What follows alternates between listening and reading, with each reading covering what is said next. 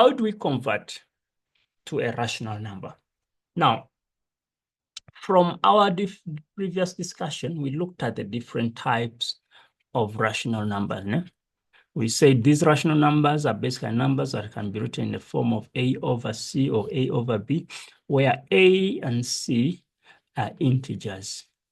Okay, but C should never be a 0, because if it's a 0, then the whole thing will be undefined. So we said we look at different types, which would be one, the terminating rational numbers or terminating fractions. We say these common fractions of, let's say, 1 over 2, 3 over 4, 2 over 5, these ones that we can easily get the answers and come to an end.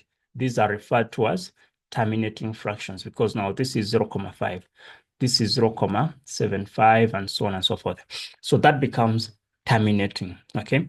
How do we convert these terminating fractions into rational numbers? This is a bit easy. Eh? An example, if you have 0.5 and you want to move it back to 1 over 2, we look at how many numbers are there after the comma. It's just one number, or it's just one digit that's after the comma.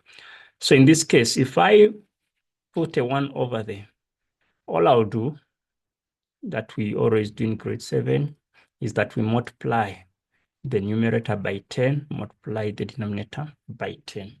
By doing that, we're trying to move the comma to cover the 5. So it's going to be 5 over 10.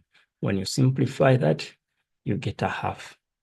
If you had, let's say, 0.64, we do the same thing over 1. We have 2 digits after the comma. We multiply by 100. Multiply by 100. Reason as to why we do that is that every step that the comma moves is just a multiple of 10. Okay, so it's just an exponent of 10. All right, so that's going to be 64 over 100. You can simplify this to 32 over 15, which will end up being 16 over 25, something like that. Okay, so that becomes a rational. So that is if you're dealing with the terminating fractions. Then when it comes to the recurring fractions, okay, the discussion kind of changes, because recurring fractions are basically numbers that repeat each other continuously. An example, if you have, let's say, 1 over 3, this could be the same as 0.33333, and so on and so forth, okay? Now, these recurring fractions could be written as a 0.3 with a dot on top. And you'll find that some books will also write it as a 0.3 with a line on top to show that the 3 is repeating itself. If we have two numbers that are repeating, let's say 0.14, and then they put the dots there, simply means 1 and 4 will be repeating to 0.141414. Then we could also have a scenario, maybe 0.16, and then the dot is just on the 6. This would be the same as 0.1 with a 6 repeating itself. Okay.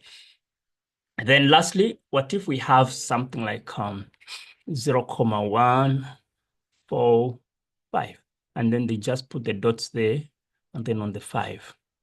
So automatically, all these 3 digits after the comma will be repeating each other. So 0.145, 145, and then 145.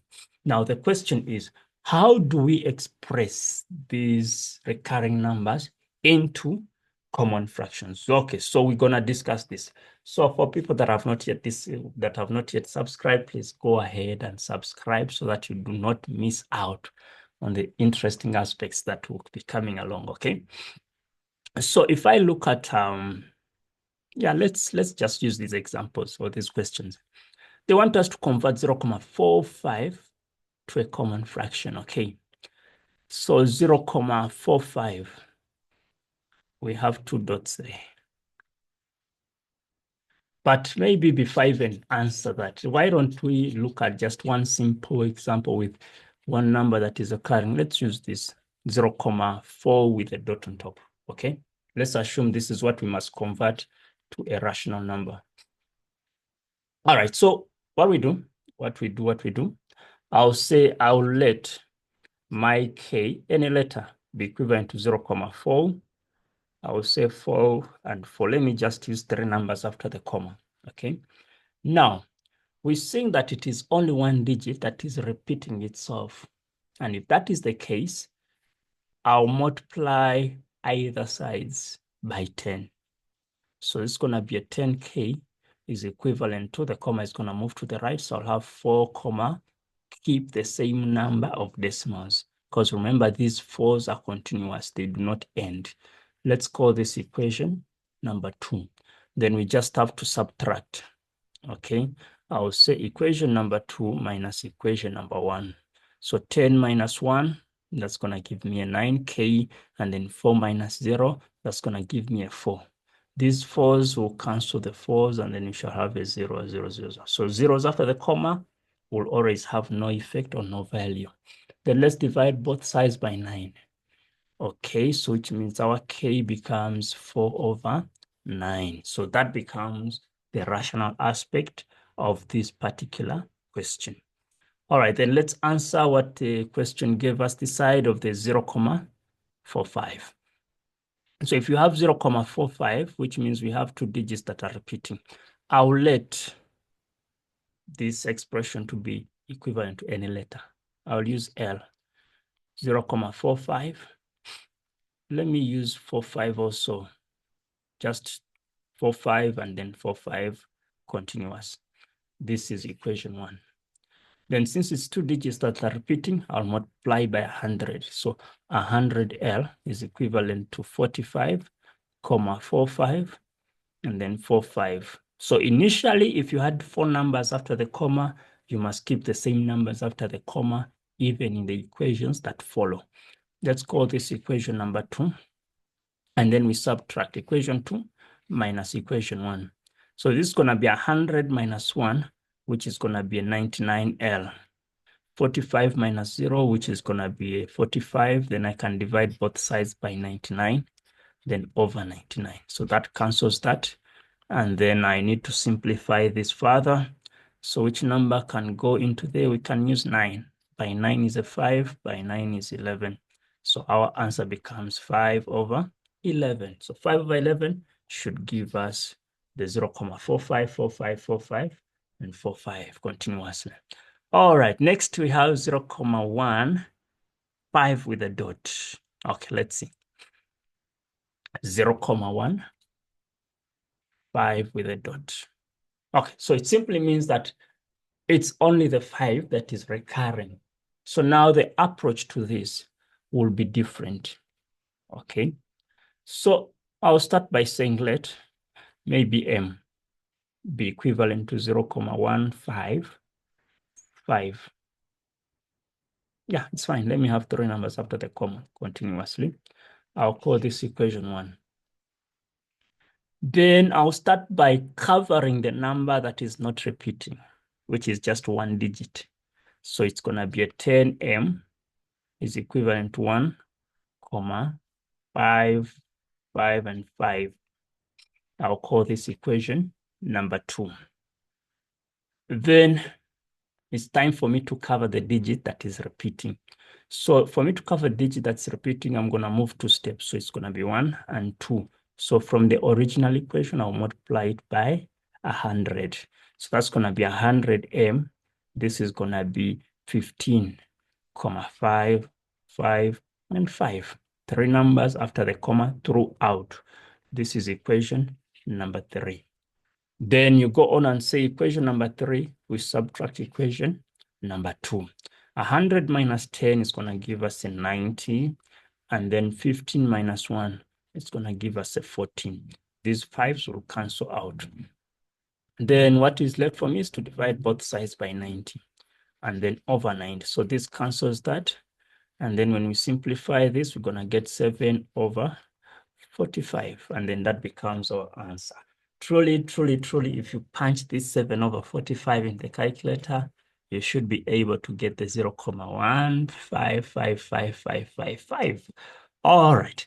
Then we move on to question number 2. Okay.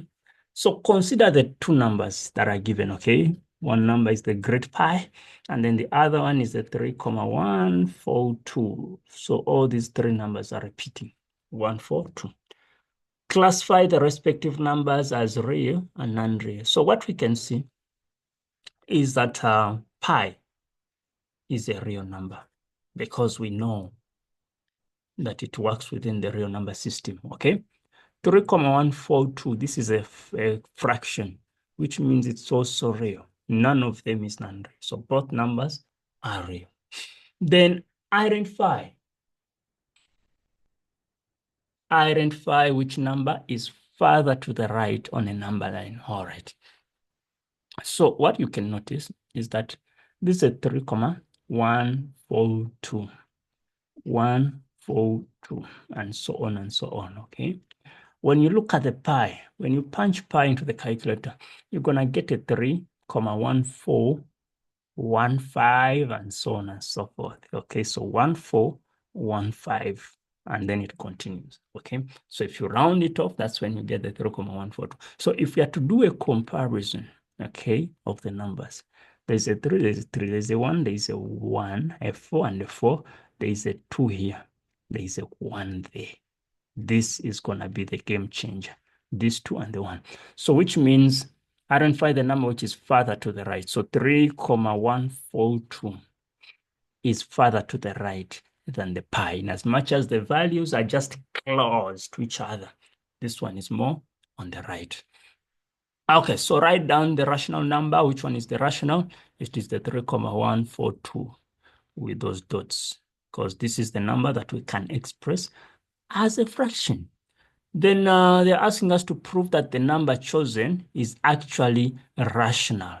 So this is where now we must convert this recurring fraction into a common fraction. So remember the routine, we said let any letter. Let's go visit y, okay? 3,142, I'll say 142. I'll call that equation 1. 3 numbers are repeating, so that's going to be 1,000 y is equal to 3,142, 142, 142. Let's call this equation number 2. Then we do the subtraction, okay? So if subtraction is done, 1,000 minus 1, that's going to be 999y is equal to, let me just do this and see. If you subtract a 3, that's a 129313. Is that true? Kind of, okay? So 3139. Okay, let's divide both sides by 999 and then by 999. So that cancels that. And then what is left is for us to simplify that. So please just punch that in the calculator and you get a simplified version of this answer. All right, so that is how this would have been approached. All right, so I'll leave it at that with this topic of converting numbers to a rational number. I mean, converting decimals into a rational number. All right.